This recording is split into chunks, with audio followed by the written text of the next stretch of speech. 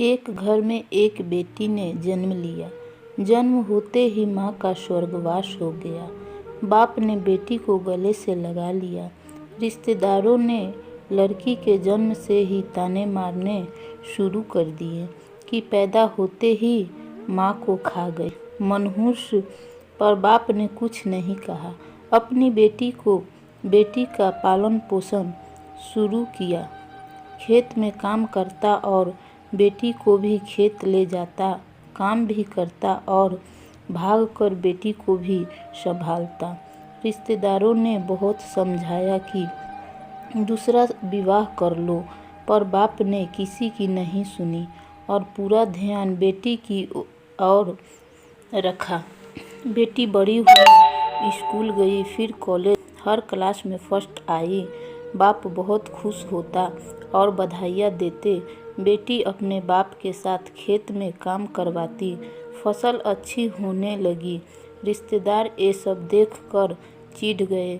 जो उनको मनहूस कहते थे, वो सब चिढ़ने लगे। लड़की एक दिन अच्छा पढ़ लिख कर पुलिस में एसपी बन गई।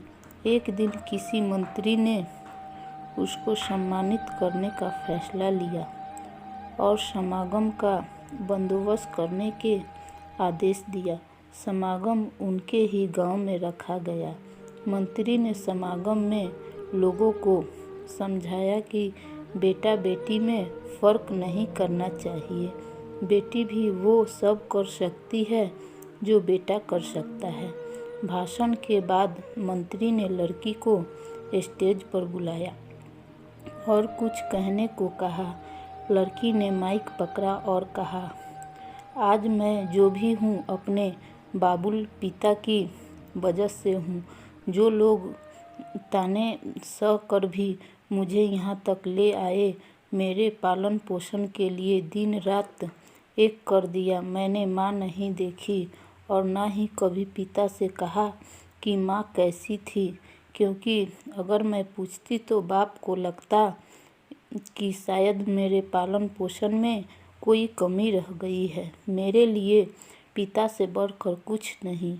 बाप के सामने लोगों में बैठकर आंसू बहा रहा था। बेटी की भी बोलते बोलते आंख भर आई। अपने मंत्री से पिता को स्टेज पर बुलाने की अनुमति ली। बाप स्टेज पर आया और बेटी को गले लगाकर बोला, रोती क्यों हो बेटी, तू तो मेरा शेर पुत्र है।